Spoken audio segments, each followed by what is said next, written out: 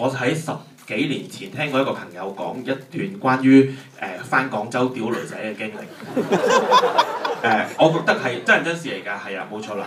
咁我自己好想將佢拍出嚟，咁而講俾我聽呢件事嗰個人就係杜汶澤。冇錯啦，杜汶澤其實係喺做演員之前咧，佢係做收數嘅。咁佢一次返廣西就經歷咗一段咁嘅好奇怪嘅經歷，我一路都好想拍，可惜一路都冇機會，因為呢幾年好多電影都要入內地，咁要經過內地審查。咁內地審查咧，咁好多電影咧，好多題材咧，譬如佢哋覺得太低俗嗰啲就唔拍得嘅。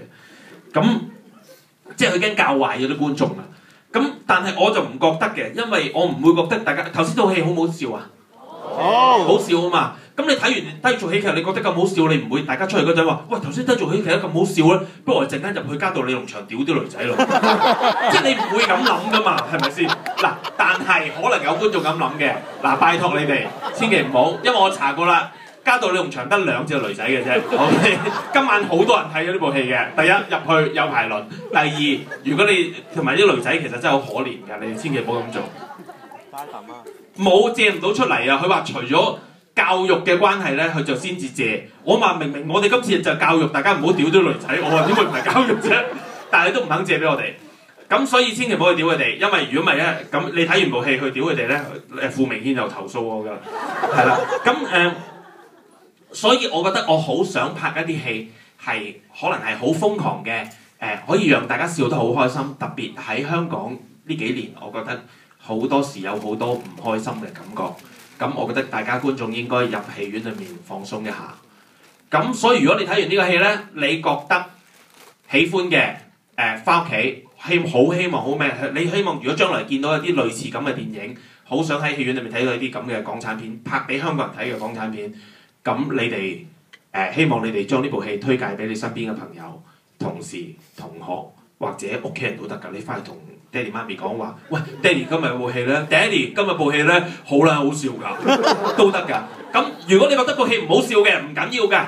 你活到咁大個人，你一定有啲人憎㗎，係咪先？話俾你憎嗰啲人聽，部戲好啦，好笑咯。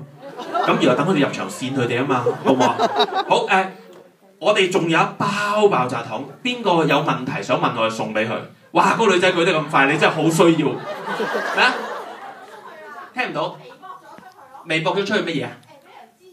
哦，好啊。咁你有冇問題想問啊？點解你會揀？即係我唔明點解你會揀杜汶澤呢個 icon 去做咯？